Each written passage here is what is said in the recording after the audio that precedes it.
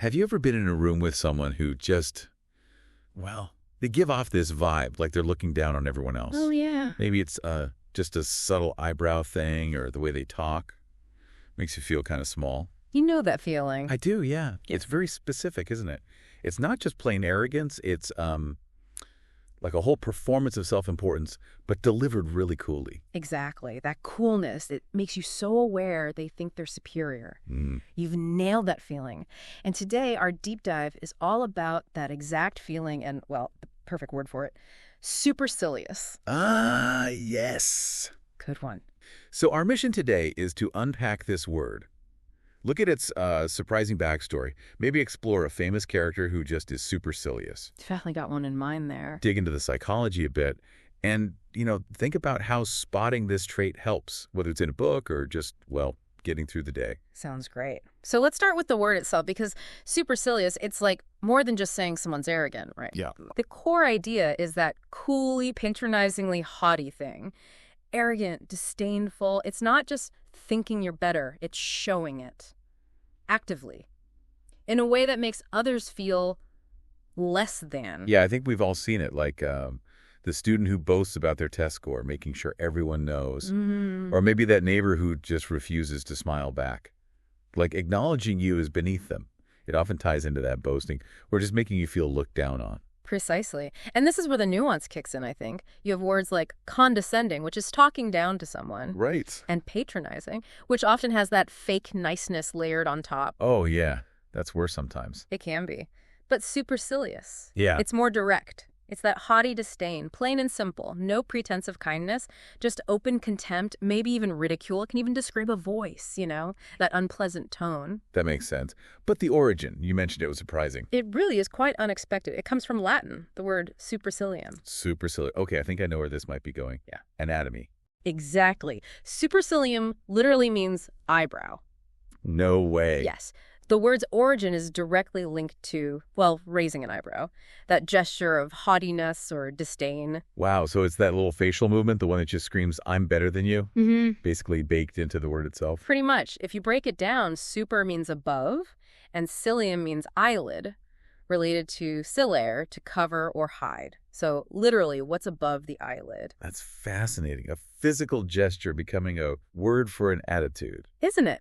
And the word supercilious has been around a long time, since the 1520s. Apparently, for a bit in the 1700s, it even had this obsolete meaning just relating to the eyebrow itself. Oh? Yeah, like an ornithologist described a supercilious kingfisher because it had a stripe over its eye. Yeah. But mostly it's kept that meaning of haughty disdain. It's also kind of interesting that arrogant, that A prefix goes back to Latin rogo, meaning to ask, and has Greek roots too. Yeah. These concepts run deep.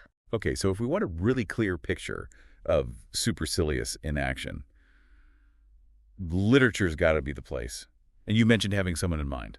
Oh, definitely. Tom Buchanan from The Great Gatsby. He's like the poster child for supercilious. Absolutely. From the get-go, Fitzgerald highlights his supercilious manner, doesn't he? He does. And the physical description, too. It just screams it. Sturdy, straw-haired, hard mouth, those shining, arrogant eyes. Yeah, eyes establish dominance. Exactly. And his body having enormous power, even described as cruel. Fitzgerald doesn't leave much room for sympathy there. It's very deliberate. And it all seems tied to his background, right? That old money thing. He wasn't just wealthy. He was born into it, sees it as his birthright. Absolutely. Which fuels that massive sense of superiority over pretty much everyone, but especially new money like Gatsby. And you see it play out in so many ways. Mm-hmm. His racist ideas, for example. Mm-hmm. That fear he expresses that the white race will be utterly submerged. It's presented as this deep insecurity, really. Yeah, it feels like he's terrified of losing his status, his money. So he has to keep asserting power. Constantly. And look at his relationships, claiming to love Daisy while having affairs. And breaking Myrtle's nose. Right. He just dismisses his sprees like they're nothing. No remorse. Just assumes he can do whatever he wants as long as he comes back. It's that carelessness Fitzgerald talks about, breaking things and people and retreating back into their money. And his power plays.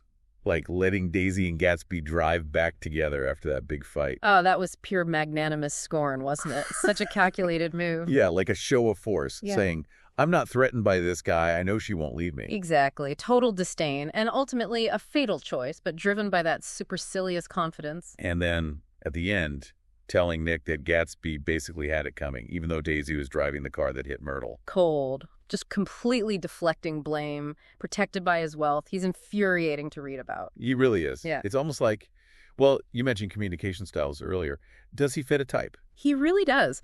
Some models, like one from Harvard DCE, talk about a direct communication style.